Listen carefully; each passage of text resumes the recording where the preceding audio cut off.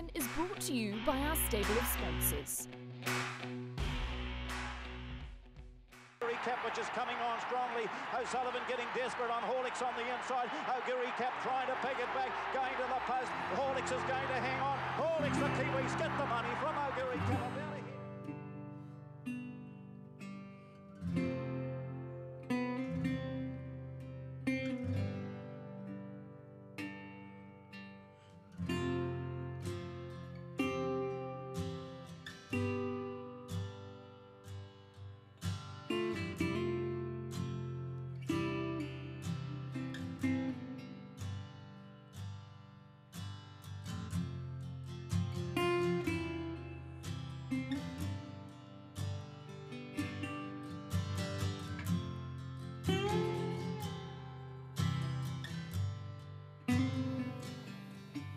Well, very sadly, during the week, we heard of the passing of Dave O'Sullivan, one of the legends, the icons of the New Zealand turf and, of course, world horse racing as well. Michael, we say a very good morning to you, and incredibly sad news during the week. Such a legend of our industry. Sure is, Em. A big hi to you, hi to everybody, and yeah, a closing of a door in New Zealand racing. There is this Mount Rushmore of the modern day greats of New Zealand racing, and on that Mount Rushmore would be 3 or 4 people we've lost in the last couple of years. Sir Patrick Hogan, Colin Gillings, Trevor McKee, well before them Ray Werner, and of course now Dave O'Sullivan.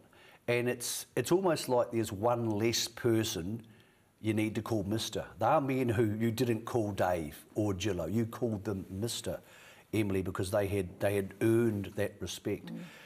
On the racetrack, that race we showed you, of course, the Japan Cup from 1989, Dave O'Sullivan was a colossus. You know, the performances of Horlicks, which is like an Olympic win and one of the most significant wins in New Zealand racing history, which he accomplished with Paul and Lance.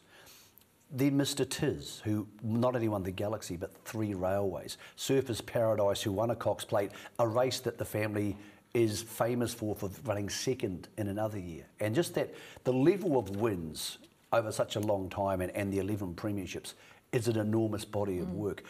The irony of the situation is, Emily, and the greatest compliment to Dave O'Sullivan, is that I don't believe that's how people think of him. Everybody thinks of him as an incredibly well-dressed, polite, kind, knowledgeable man. And that's the memory most of us will take away. The word which keeps coming back to me this week again and again and again is a gentleman. And in an industry where we all compete against each other, I've never, in the 35 years I've been doing something similar to this, heard anybody say a bad word about Dave O'Sullivan. So a very sad loss, and as I said, the closing, just that little bit more of the door from another era. We welcome in Paul O'Sullivan onto the phone. And Paul, a very good morning to you, and our sincerest condolences on the passing of Dave. And I read something during the week about what an incredibly full life he led, and there's not really any truer words, are there? No, sure not. He had a wonderful life. You know, he was a great father and great friend. Paul, you worked so incredibly closely alongside him. Tell me about some of your fondest memories. Well, he was great to work for. There was certainly no favour as far as I was concerned. You know, sort of started at the bottom, stayed there for a long time. But, you know, he was a very fair man, had respect of his family, respect of his staff, and very hard worker and very diligent. Paul, what makes somebody like your dad such a good horse person in an era of great horse people? Well, the thing that stands out to me, we were sort of training 65, 70 horses when he started, you know, prior to retiring, and that was a sizable team in New Zealand. And he knew his horses very well, and he trained everyone as an individual, which is a difficult thing to do. You train them all the same, you get 80% of them performing. You train them all as individuals, you get them all performing up to their best. Tell us about the Japan Cup, Paul. It must have been an amazing time in your life. You were very young at that stage of your life and training career. For your dad and you and Lance to pull that off, do you think you even realised at the time how big it was and how big it would be looking back on it? I think it's bigger looking back on it because it's got harder and harder to win. Japanese horses really do dominate, but it was just just a wonderful couple of weeks being over there. Dad came across a week or so before and Horace galloped one morning and he said that's enough. And where she would have galloped again before the Cup, he said she's good to go, and he was right.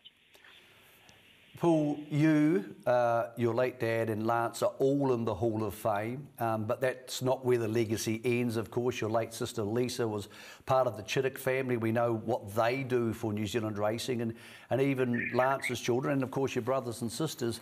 It's an imposing legacy your dad and your late mum have left in racing in this country. Yeah, it's one we're very proud of, and I don't think I've ever hit the heights that Dad did, or sort of went into a different jurisdiction. But as I say, we're very proud of both of them, and they're wonderful parents. Paul, you had a good team engaged on Saturday at Te Rapa, and what was no doubt a very emotional day. Let's start with I'm Unstoppable, who was very good in front and really ran them ragged and looks like a promising sprinter. Yeah, I remember just we were going around this look at the sales horses in January, and Lance and Andrew were there, and they said we were talking about different horses. We started talking about her, and both said that they thought the Cambridge Stakes was the race for her, and they put her aside for a while and set her for that race.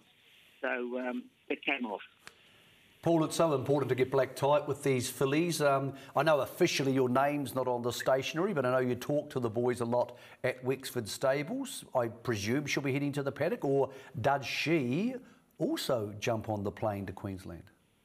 No, she's going to the paddock, and hopefully she'll be competitive in some of the better sprints next year. She's got good tactical speed and is learning all the time.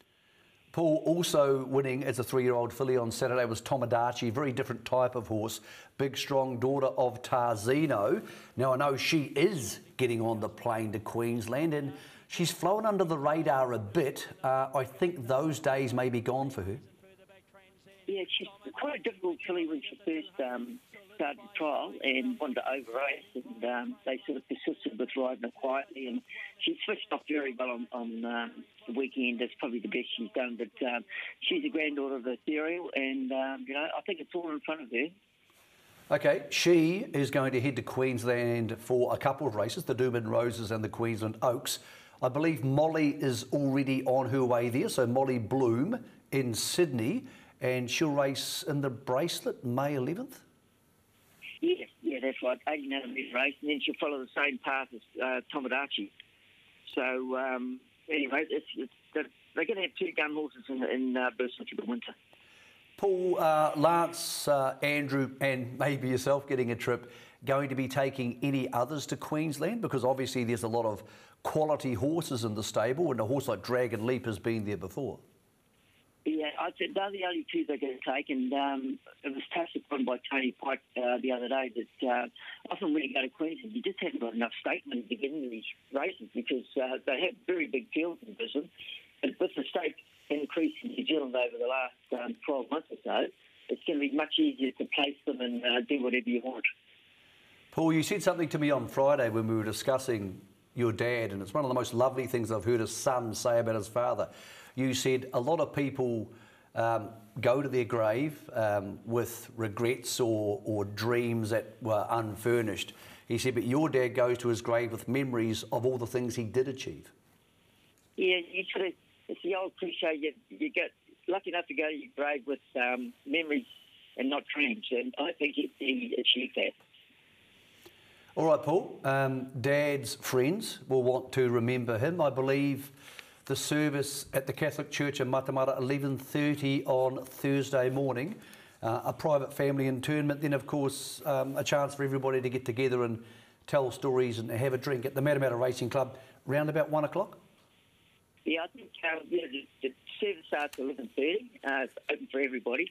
We're just going to have a private burial. There's not much parking at the Matamata Cemetery, and then 1:30.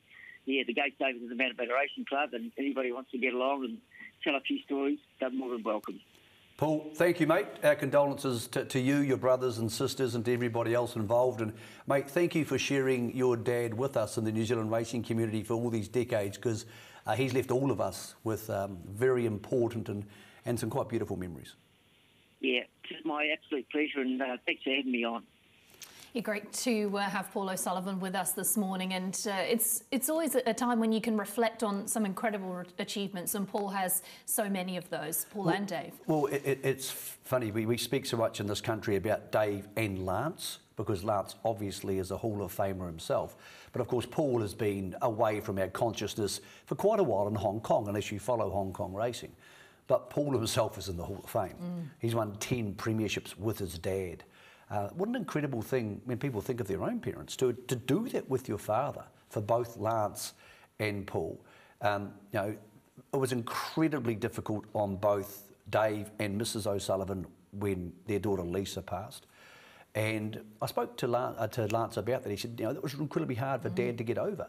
So he's not a man who had an easy life the entire way through. He was an old school, work hard, do your job, respect other people type person.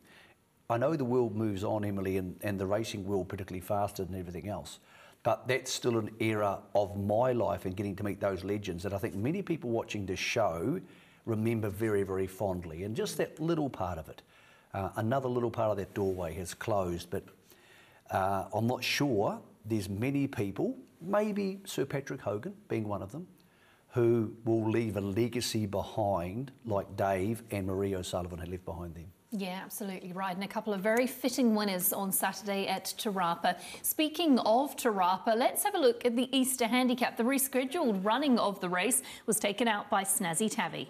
As well, and behind these St. Bethans goes the short way home. Out wide Snazzy Tavi, White Noise, and then further out battling on also is Tab Attack, and down the outside Provence at the 200 metres. Out right across the track, Snazzy Tavi swept to the lead out wide. Chattahoochee battling on, so too next to St. Bethans. Channel Surfers flying, but shut the gate. Snazzy Tavi has bolted in the Manco. Snazzy Tavi won it, photos for second between either Chattahoochee or Channel Surfer. Well, a first and a third for the Richardson Norvell stable. Snazzy Tavi, incredibly impressive, getting up to score just a 10th career start. And you can really see Snazzy Tavi featuring in some of our Group 1 events when it comes to next season. Well, she has so much range, Emily. Look, clearly she can now win a 1600 at whatever level she likes. She can win on a wet track.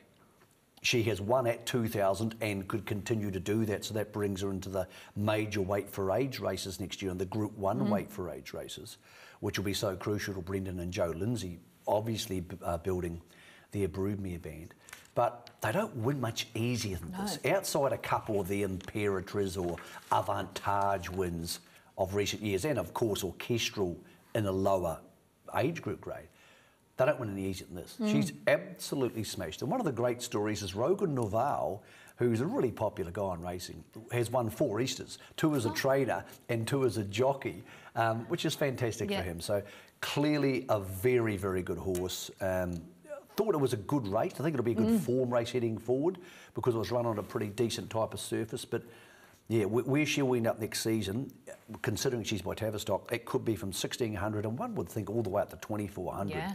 She has a lot of places she can go. Yeah, she has, and she looks like she's only getting better with time. The Travis Stakes is the next race that we get to. This was won by the Inform Apostrophe. St. Ellis out wide, looks to run on. It's been tracked up by Apostrophe to the extreme outside. And behind them, Royal Flowers battling away, so too then is Final Purchase at the 200. Valdezoldo leads now by a length and a half from St. Ellis. Apostrophe down the outside, taking an age to wind up. Kicking again, Final Purchase on the inside. It's Valdezoldo, Final Purchase. Apostrophe starting to get on her bike late, and I reckon she got up right on the line. Apostrophe, this is dead set close. Apostrophe out wide. She's a heart attack horse, isn't she? Because she gets back and she takes an absolute age to wind up, but she's just been in such good form of late. Back-to-back stakes victories, and she threatened a couple even prior to that. But when you're watching her, you can't believe she's going to get there, but she does, and she's in form. And so is the jockey. Masahisa Shumi is gone to a new level this season. Roger and Robert are having a hell of a year. I did the stats on them last night, and it was quite dramatic. I'll get back to the horse in a second. In the last 2 years, Robert Wellwood and Roger James, the average starter, this is incredibly hard to believe, and this doesn't include orchestral or prowess or Mark Twain winning major races in Australia. For every horse who goes round, on average it wins 14,800 in stake money. So if you take all their starters for the year, divided by, or get the stake money they have and divide them by how many starters they have. So that's the highest of any stable in New Zealand. Not over 1 year, over 2 years, and it doesn't include Australia. So when they send a horse to the races, on average, it comes back with 14,800 for the owners. And it's enormously clear of any other stable in the country. That's a telling statistic. Alongside, obviously, Te Akau, who have had a massive year again, and Stephen Marsh, who's had an incredible year. They have had a barn burner over the last 24 months. It may not be over for this horse. The general chat was on Saturday she might be finished, but she's in form, she's happy, and she can handle wet tracks. There is a 2,000 metre Fillies and Mares race in Brisbane or in Queensland, so they might look at that in. So they might give her one shot at the black type in Australia because she's going to be retired to start in the spring, and if they do that, they might add another race on. Just one problem with a lot of the horses looking into Queensland: no direct flights. So the flights are Sydney, then roading up. Older horse like her, it may not bother her. Some of the younger horses... It's tough, it's a tough ask. Yeah, a lot of the trainers, I think, and especially because if you do that and you may not be able to fly back either, it's a lot of work. So I do think that horses on the cusp of going to Queensland, some trainers may err on the side of caution because of that. Yeah, and it just makes it tricky, doesn't it, without the direct flight. Let's have a look at race number 6 from Te Rapa. This was a thrilling finish, and it was taken out by Freeze Frame. For McThief, then Freeze Frame, followed further back then by Samoa, out wider Arisha, and then Thunder, down to the 200 metres, taking over here now. It's Carmen Line in front from Fontaine, 2 lengths away, and behind them Sumi's running on, so is Freeze Frame. It's Carmen Line in front, coming after it late, Sumi quickly, Freeze Frame is starting to arrive as well, Sumi, Freeze Frame lunging, oh, I think might have just got up, this is close. Freeze Frame, Sumi, and right with them as well was Carmen Line, then Bradman, followed in behind those next as they went across by Fontaine. Reverse the numbers with Sumi, and weight really worked in the Freeze Frame's favour, but just really well, goes really well when ridden and produced late. Seems to really find that late burst a pretty handy horse. And you mentioned ridden, one of 4 on the day for Warren Kennedy. Look, you're almost tempted to call the premiership and say it's over. I know it's not. And I don't want to be disrespectful to Nabba, who's won the last 2, and to Joe Doyle and Craig Grills, guys who are having enormous seasons. But Warren's now 17 clear. This is the person none of us had heard of 20 months ago. He's 17 clear on the premiership. He told me he wanted to get 15 clear to create a buffer. Look at some of the numbers here, viewers. The prize money this season is incredible. So basically 5.3 million for Warren, and there's 3 months of the season to go. Now, yes, there's less opportunities because there's less dates and there's more jumps racing. But Craig Grills is on the cusp of 5 million in stakes. Yeah. Joe Doyle at 4.6, Nabba at 3.5. It wasn't that long ago that 4 million was the record. Yeah. Opie's at 3.7, but of course that doesn't count any of the Imperator's money from Australia, which would put him well into the 6s or 7s, I would suggest. And again, go a little bit further down. Tina Komanyagi over 2 million in stakes. Leach is going to get to 2 million. Cozzy close enough to 2 million. Sam Spratt at 3 million. Probably the one thing that hits home to me, Emily, how advanced New Zealand galloping has become stakes-wise in the last 2 years, is that list. Yeah. We've got something like 22 jockeys at the moment who have won over $1 million. By the way, those odds are wrong. They are the ones from the start of the premiership because they've changed subsequent to that. They were $1.15 Warren Kennedy on Saturday. Short. Well, I said to the TAB bookies, to Stephen Hunt yesterday, are you going to have an early payout? He said if he gets 20 in front, we'll start thinking about it, because they did an early payout last year for Nabba. But he did say one of the problems with the early payout is there's a lot of money on Michael McNabb to win the premiership. It was based or placed last December or January. So because of that liability, they can't really let the cat out of the bag and surrender on Warren too early in case something goes wrong. But I would suggest unless, we hope it doesn't happen, there's an injury or a major suspension. Because he's working so much, he'll be winning the premiership, which will be one of the great modern day stories, I believe, of New Zealand racing. Yeah, sure will. Let's get you for a quick look at Wanganui next. We take in the race of We Will Rock. Pretty tidy effort with this one. And of course, Michael looks to be heading across the ditch once again. This is a good horse. I think he's underrated because we don't see a lot of him here. But he's carried 60 kgs here and just spanked them. So I think if he stuck around here, he would end up too high in the weights without winning enough money. But he did go to Sydney last year. He won in Sydney. They're talking about a 3 or 4 race campaign. And I think there's a lot to be said for that, because I think it's bloody hard to win at the carnivals. But off carnival in Sydney at $130,000 a race, yeah, they're not all superstars. Yeah. So absolutely, I think it's smart training by Guy, and I think it's a good place for him to go. The only problem is, Emily, he's starting to get so high up in the weights. When he comes back now, you've got to say exactly, what are you, a weight for age horse or a set weights and penalty horse? Because he carried 60 for this. If he went round in this field next week, he'd carry 62.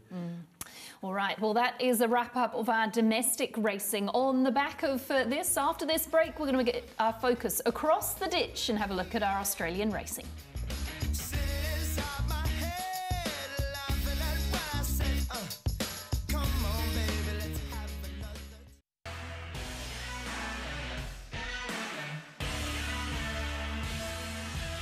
Today's weigh-in is brought to you by our stable of sponsors. Welcome back to our second part of weigh-in, and the focus is on the South Australian racing at the moment. The Australasian Oaks is the first race that we highlight, and it was taken out by Vibrant Sun. Paired off. They're 3 in front of Coco Sun, then Bond Mistress. Vibrant Sun in for the fight, regained the lead from Pulchritudinous. Vibrant Sun a half, 3/4 on Pulchritudinous, then Coco Sun. Running on from the back, Private Legacy, Vibrant Sun. Coco Sun's having a last-ditch effort. Vibrant Sun from Coco Sun. Vibrant Sun held on. Vibrant Sun just in the Australasian Oaks from either Private Legacy. Well, it was a trifecta for the Autumn Sun, with Vibrant Sun taking out the race, a thrilling finish, and just held on for the victory. I thought Pulchritudinous was a great effort after 6 weeks off, and no doubt will improve fitness-wise. Yeah, and Positivity was a bit slow, so got back on the inside, and they were getting away from the rail, so that was really messy. And Carly Alfarasha, I would suggest, ready for the paddock. So I think a lot of horses go to that race hoping that they can get that Australian black type, and it's a throw at the stumps. And obviously Pulchritudinous will stay over there now with Gay and Adrian. Be interesting to see whether they head to Queensland. There's a lot of horses in the Queensland Oaks who are in the market at the moment I think will pull out. So I think it'll come together really nicely for Tomodachi and Molly Bloom. Just on the Autumn Sun, who's a stallion who's taken a little time to get warm. He's now outside back-to-back Oaks winners, with Autumn Angel winning the ATC Oaks, and of course the trifecta there. Sadly, last week he hurt himself in the paddock, and it's a pelvic injury. So Arrowfield hoping to have him back serving this year, but that's really bad timing. I went to the sales and I was talking to Andy Williams, one of the really good bloodstock agents in Australia, about buying an Autumn Sun. And I said, I'm not quite sure, I'm a bit lukewarm on him. He said, they just need time. He said, it's not that he's not a good enough stallion, they just need that bit of time. Bang, just like that. He's now tackling the Group 1 trifectas. So hopefully for Arrowfield and for the industry, of course, because he's such a lovely horse, he can overcome that. If not in time for this spring, he's still a young horse for next spring. Yeah, and there's plenty of speed in Australia, isn't there? So you feel like a stallion that can leave stayers is going to be well placed. Plenty of money available around that 2,000 metre mark when it comes to big races in Aussie. The next race we highlight is the Robert Sangster Stakes. This was taken out by Climbing Star. Last to win, they swing, and I Am Me now rumbles through to join Estriella. Estriella and I Am Me. They're a couple on Zapateo. Climbing Star, Benedetta nearer the outside. Stretton Angel wider out. Here comes Learning to Fly. Learning to Fly is sprouting wings out wide. She's raced up to hit the lead from Climbing Star. Climbing Star fights back to win. Lachlan Neindorf and Climbing Star have held the challenge from Learning to Fly and Benedetta. Climbing. I just thought Learning to Fly was going to blouse past them and it was romp away with a 2 or 3 length victory. But Climbing Star had other ideas, didn't go round a horse. And for Lachlan Neindorf, it was a pivotal moment in his career, a first Group 1 victory, and the emotion was evident. What a cool story for him on a weekend where 5 Australian jockeys won Group 1s. And the other ones were Zara, James McDonald, Huey Bowman, Zach Purden. So there's Lockie in some very famous colours. Yeah. Getting his first Group 1, his mum was on track. It's just one of those beautiful stories. And look, he needed to ride it proper because it missed the kick and he had to stick to the inside. Maybe he had no choice, but he was a long way away from the other horses for the majority of the home straight. Form out of that race, not quite sure how that's going to stand up on the proper Group 1 stage, shall we say, at the Melbourne, Sydney Carnivals. On the New Zealand horses, weren't disgraced. I think Skew Whiffs either had enough, I'm not sure she's had enough full stop, but she's a Group 1 winner, so she might head to the Broodmare paddock anyway. And I'm Wonderful tonight, just didn't have any real luck. So absolute willing to forgives on those two, both of whom I would suggest will probably be Broodmares by the spring. One of the rising stars of the ranks is Sans Doute, former New Zealand horse who's jumped across the ditch with Team Te Akau and ran a very gallant second again, and just keeps on lifting the bar and running these unbelievable races. I think she loves the straight track in Melbourne so much, and it's no coincidence. The best part of her racing is when she's going straight. Like, look at her here, she's battling away, which is like a straight track horse, and then she just gets faster and faster and faster and closes it out so well. So in a straight line, she would have won this race. But they go around a bend in Adelaide. Spoke to Mark Walker about it. They'll take her back to Melbourne and we shall have enormous options down the straight at Flemington. She's already got some black type. Yeah. I think she might end up getting some pretty serious black type, and she's by not a single doubt, so she's worth a lot of money anyway. Just on Te Akau, by the way, a possible announcement today on where and when Imperators will be sold. So I spoke to David Ellis yesterday. He said, we're talking to the owners, but we're thinking it could be Monday afternoon or Tuesday afternoon. So 3 players in play for that. I've got a pretty good idea. I think I know where she's going to go. I think she might be going home to where they found her, but that's for Te Akau to announce at some stage. Okay, here we go. Well, we'll keep our ears listening for that announcement in the next day or so. Let's go international because it's time to head to Hong Kong. The QE2 Cup delivered in spades. Romantic Warrior, another Group 1 win. Northbridge still leads it. Romantic Warrior, he's outside the 4. Prognosis still there with Ishiaguazu. It's Romantic Warrior versus Japan. The 4 Japanese with him. He's in front, the Warrior of Prognosis. What a ride, what a horse, and he wins it again. Romantic Warrior beat Prognosis, Northbridge and Happy together. Then 5G Patch, Dubai Honour. Ishiaguazu next in. Romantic Warrior, what a horse. And I think the most significant thing was when you were watching that last night was James McDonald's post-race interview. He was almost speechless about what this horse could do. He said everything went wrong. He just finds a way. He finds a way. And he did. He found a way to win again. He was, what we didn't show you there was, he was 3, so he's 4 wide out of the straight, then 3 wide going down the back. And you're like, oh, this is bad, because they just don't sit 3 wide to win. J-Mac, being J-Mac, he managed to pull back and get into a spot. Then another horse took off and put more tempo into the race. I don't think he really enjoyed the wet track. And he got off the bit at the 600. And it just looked a mess. And he just found a way to win, as he did in the Cox Plate, as he has so often. That's his 3rd QE2 Cup. He's got to be... It's interesting where he sits in terms of greats, because to have done what he's done, the Cox Plate, come down to Australia, beaten them on their home soil and then gone back up and been so successful, he's a warrior. Well, his life's about to get harder. He's going to Japan, and as we know, to take on their horses on their track, as the late Dave O'Sullivan did back in 1989. Incredibly difficult. I know it's a lot easier from Hong Kong, but man, it's a body of work now. So... incredible relationship James has with them. Let's not forget, it's not that long ago, bizarrely, when James got suspended, people said, oh, he'll never ride in Hong Kong and all this nonsense. Last night after the race, the chief executive of the Hong Kong Jockey Club high-fiving J-Mac in the parade ring, and you think to yourself, class is permanent. Everybody has little setbacks in life, but they would welcome him with open arms. James McDonald, if he wanted to move to Hong Kong, you know him better than I don't think he'll move. What do you think? Don't think he'll move. He seems to have the best of both worlds at the moment, where he can dip in and out. But I suppose I never thought Hugh Bowman would move, especially after the Winx era, and sometimes you just need a new challenger. What do they say? A change is as good as a holiday. But you're right. At the moment, it seems to be that he's allowed to ride there when he wants. I know you can't fly up there every Sunday, but he seems to ride up there a lot. Man, his record there, his strike rate will be through the roof. It was a fantastic evening of racing in Hong Kong. Zac Purton, well, he was at his brilliant best in this next one, the Champions Mile, and it was a golden 60 there, just couldn't quite peg him back. He just rode them to sleep in front, Zac Purton did. Gee, they went slow here.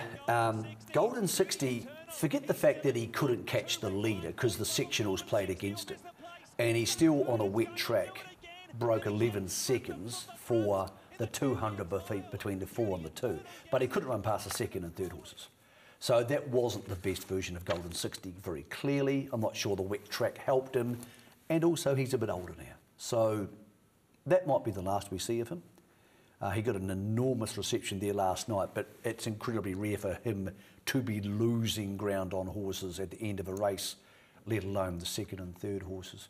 But yeah, Zac was just too good, rode that horse beautifully, and he said the key was getting it up against the inside rail, because he's a horse who can hang and not concentrate that well. Super performance there last night, I thought, and Golden 60 to be decided, I suppose. Yeah. Well, let's have a look at the Chairman's Sprint Prize. That also delivered a thrilling finish. And Michael, what did you make of this one? Hugh Bowman just at his brilliant best here. Well, I think he was greatly aided by the tempo that went into the race in the middle stages. So California Spangle was up there outside Victor the Winner, and it all seemed fine. But then the Japanese horse just went nuts. It just exploded past them between the 8 and the 4 and put way too much tempo into the race. So I thought California Spangle was really good, but the Winner has the look of a good horse. Like when you see him walk out, he looks imposing. Very progressive, isn't he? He's done a lot in his short time. Yeah, and look, he's by a stallion in Thorum who now stands in New South Wales for $3,300 and hasn't had many racetrack representatives. So, as they say, it seems to be in Hong Kong more so than anywhere. They can all leave a good one. And the way he won that, even though the tempo of the race was against the two leaders, you would suggest he's going to have an awfully big career as a sprinter up there. Yeah, looks like it, doesn't it? Let's focus our attention on some New Zealand bred winners in Australia. And we start with our focus on South Australia, and that's the Chairman's Stakes and Bold Soul. Moon, Tulsa King, Bloom and Edge, and Warmonger's got it all to do. Air Assault's had a comfortable run on the lead and turns in front in the Chairman's. Air Assault by a length and a half. Macante, Shinjuku seeking stardom. Just Brilliant out wide. Bold Soul, Tulsa King and Warmonger's down the middle. But Air Assault kept finding with 100 to run. He's clear. Now starting to swamp him late. Bold Soul driving at Air Assault and won the Chairman's. Bold Soul over the top to score in a photo.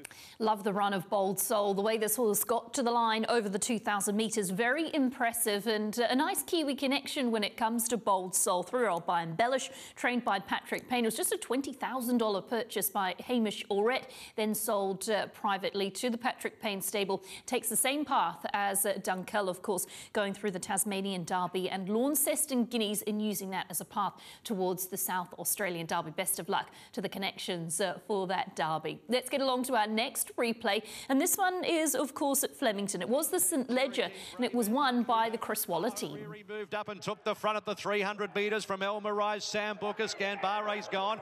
Then came on the outside Cherokee Brave Impunity, but Ahariri, the filly, is racing clear about 3 lengths in front of El Mirage, Sam Booker's Cherokee Brave, and it's all Ahariri for the Ledger. Ahariri won it well by 2 1/4. Second El Mirage, third Sam Booker's, fourth Cherokee Brave.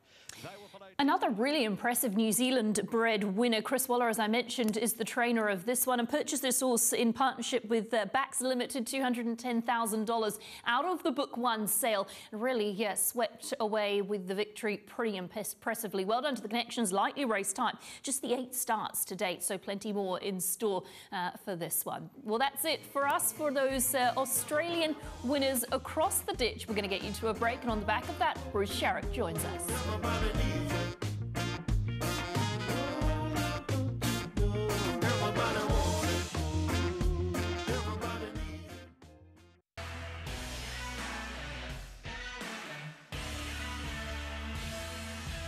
Today's weigh-in is brought to you by our stable of sponsors. Hello and welcome back to Weigh In for segment 3. And as promised, Bruce Sharrock is in studio. Bruce, our last show for the season, so we thought it was fitting to get you in, give us an update on everything that's been going on. I'll jump straight into it. Where do NZTR stand with the track renovations? Yeah, well, track renovations, I think tracks are our biggest challenge, if I'm being frank. And, you know, I know a lot of work has gone into it from Darren and the team. Fundamentally, I think that the positives are that they've shaped the calendar so that every track now can undergo what they term a renovation, which is a pretty aggressive, I guess, conditioning of the surface to give it the best chance into a new season. So that's a positive. I think fundamentally we're still facing far too many what I'm calling partial abandonments, which is when a race meeting gets underway. And that's hugely disappointing, both for our stakeholders, owners, trainers, jocks, as well as our reputation. So we've got to improve there. It's a massive piece of work that we're constantly working on. We've invested heavily into machinery.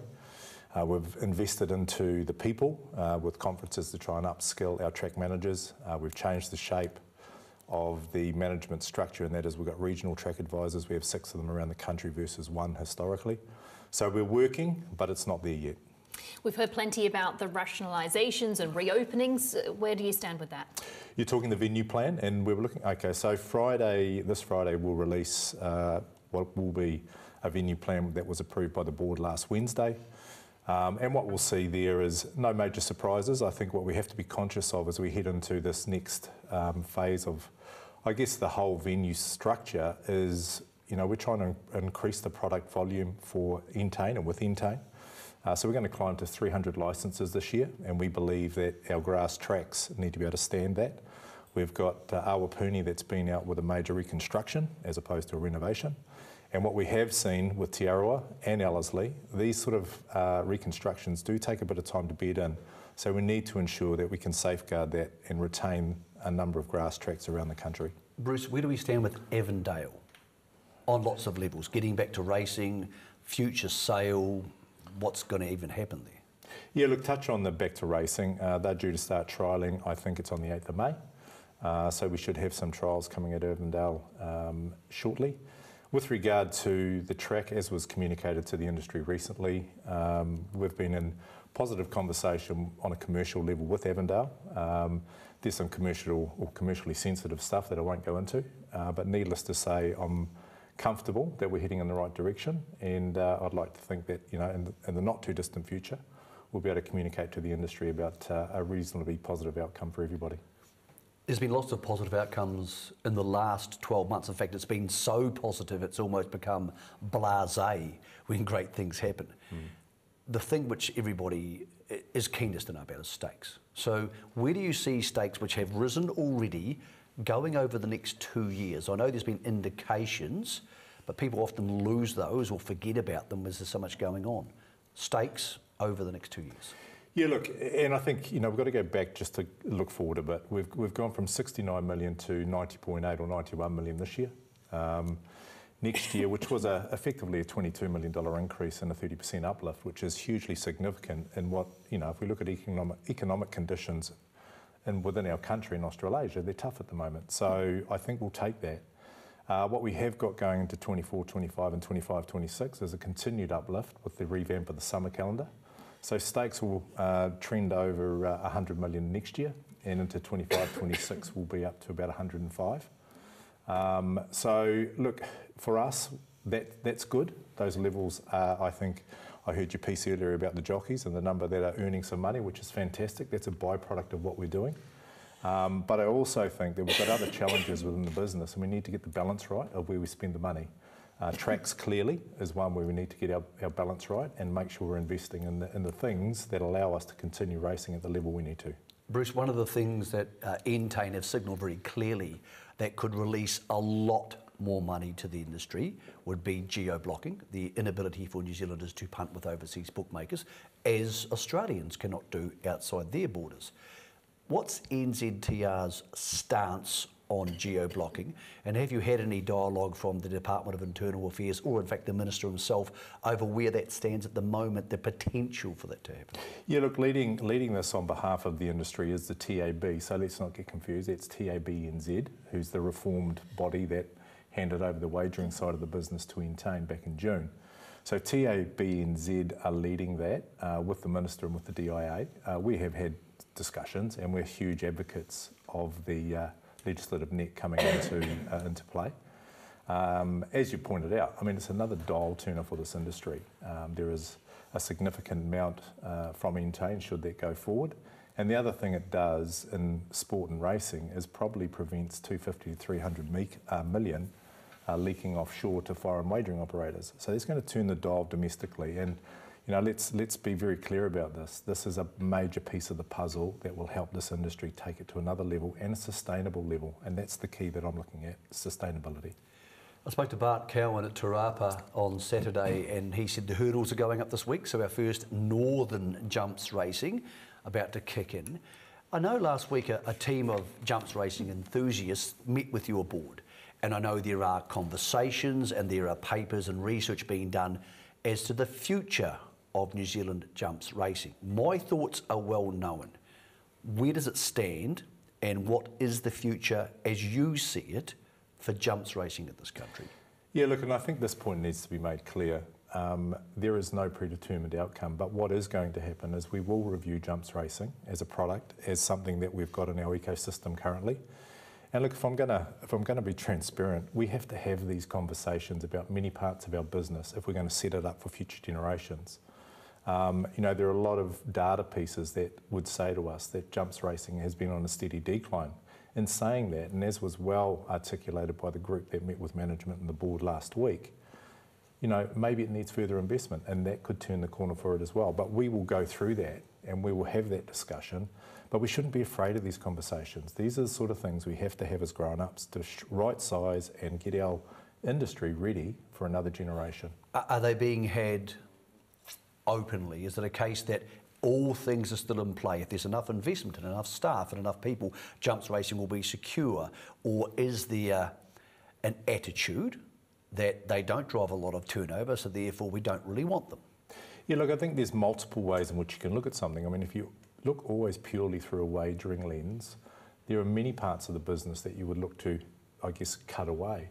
The fact of the matter is that they serve a greater purpose, and let's talk about jumpers for a moment. I mean, from a welfare perspective, they're giving horses a second career that is taking pressure off our rehoming, which is another part that we need to address. The infrastructure that supports jumps racing gives people opportunity of employment. So there are many pieces to it, but we can't walk away from, I guess, the commercial reality of what's happening as well. So that's why we're having the conversation. We need to have it, we need to pick it to bits, unpack it, and then come out with a decision.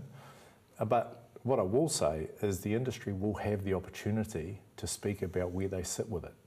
The supplementary gates became a huge issue after the Group 1 false start at Trentham back in December. 3 new sets of gates for the different jurisdictions were promised. Where are they at?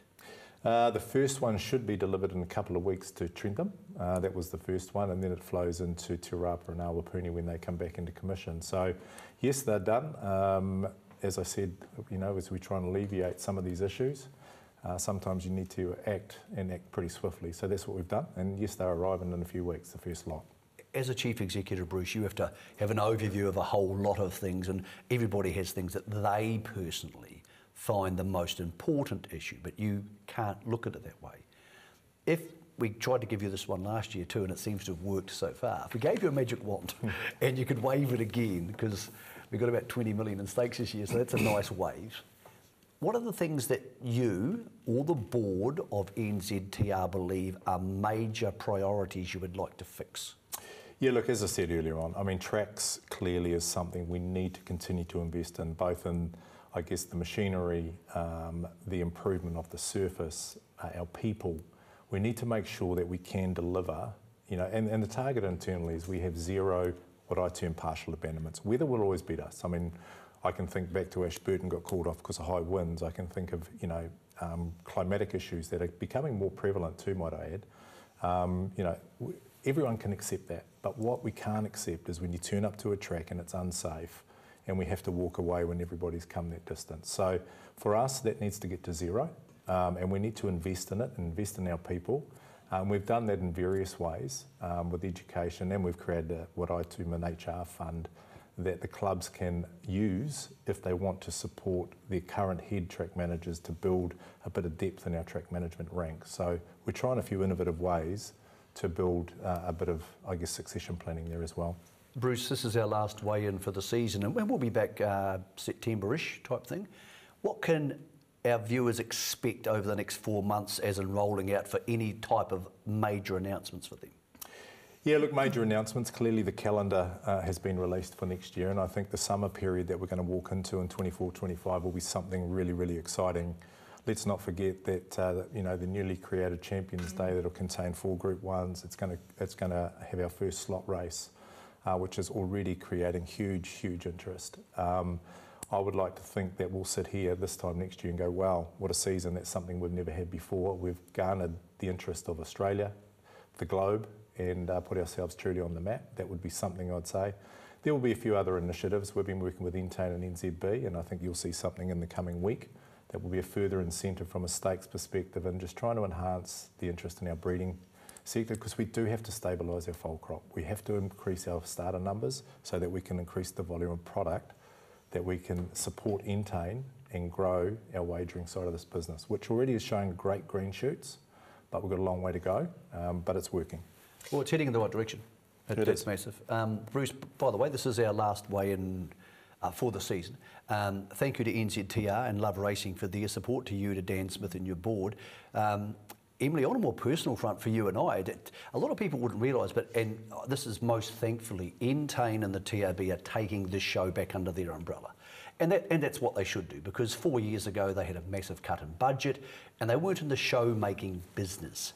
Entain are very much in the show-making business and are awfully good at it. So they'll be taking this back and they'll do some amazing stuff because they'll have more resource. But when COVID hit back in 2020, the decision was made to downsize the TRB's broadcasting, and we didn't have any shows. And if it wasn't for, of all people, David Ellis, who rang me and said, we must have these shows. And I rang you and the whole process started. If it wasn't for David going out and getting sponsors, and those sponsors putting their money on the deck, this show wouldn't have come about. And over the last 4 years, I've been proud, and our whole team's been proud, to bring so many stories. And some of them were sad, and some of them were lovely, and we've tried to update people. But I've got to say to David at the top, because this was his baby, to all the sponsors who have been involved in that, to Cameron Shaw, who's a young fella, who's our producer, who puts a show together every week with another young person called Brittany, who's our editor, who do a fantastic job. All these stories wouldn't have been told. Now, Entain are going to do it better because they'll have more resource. But to have been able to do it together with Love Racing and with all those other sponsors has been an incredibly cool process. It's been fun to be part of. I've enjoyed it, and you have held it together. Apart from the dancing last week, which was a grand scale stuff up, and it was not fair. But grand scale stuff up. You've done a great job. No, I've loved working with you. I love working with you too, Michael. You turn up every week with a positive attitude. You are always at the end of the phone for queries, and it's been incredible. The guests that we've had on the show, people like Bruce and Kieran McAnulty, of course. Yeah, it's just you've done some an incredible body of work. We've probably had about, I don't know, 500, 600, 700 interviews, and they're different. And some of them are people who don't train that many big race winners. It's been a real privilege and a pleasure to bring it to you. Weigh-in will be coming back, and it might have a date change. It might be to go to Sunday mornings. I'm not sure. That's up to the Entain guys. But what's more important is that we've changed now, and Entain and the TAB want to tell these stories because they have the money to do it now. And it's going to be really exciting for this channel heading forward. So, but to everybody who's been part of our show, to Luke, who's our main director, to Ben, who's come out and done camera shots, which have been really ropey. Look, we've been going places on the smell of an oily rag. It's been a fascinating way to make television for 4 years. Thank you to people who watched. Thank you for watching. And thank you to everybody who's answered the phone when we've rung, because that's enabled us to give information to people to make them part of your industry. And Em, I say this without any bias. I've been blessed to have 7 wonderful sisters in my life. Working with you for the last 4 years, you are now my work sister. Aww. You can be the 8th honourable one after this year, because we couldn't have done it without you. If I could squeeze out a tear, I would. No, that was lovely. Thank you, Michael. It's been really good, and it'll be better. It'll be back and better, I'm sure, in the new season. Yeah. Thanks to Entain and the TAB, but thanks for Love Racing to help us to get this far, to David and to all those sponsors, because we've told a lot of people's stories. I hope you've enjoyed it. Yeah, we've enjoyed making it, we've enjoyed being part of it, and we wish you all the best of luck for the new season. That's it from us on Weigh In. And now the end is near. And so the last 4 years of Weigh In, brought to you by our stable of sponsors. Goodbye forever, Emily. I'll say it clear, I'll state my case, of which I'm certain. I've lived a life that's full. I traveled each and every highway, and more, much more than this, I did it my way. Regrets, I've had a few, but then again, then I bought them from Polly. Tokyo Tycoon. Then we've got Defibrillate. Where did you come from? Don't get me angry. The blooming is done. It is a very big green hand. That is a big hand. It's different. Need to up their game a little bit. I phoned Robert, has volunteered a truck in Essential Groceries, and our plan is to fill that truck, essential items from groceries. Lovely, lovely rooms. It's just not good enough. Ashburton, I don't know, I've never been to Ashburton, I wouldn't have a clue. Oh no, not me. I did it my way. For what is a man? What has he got? If not himself?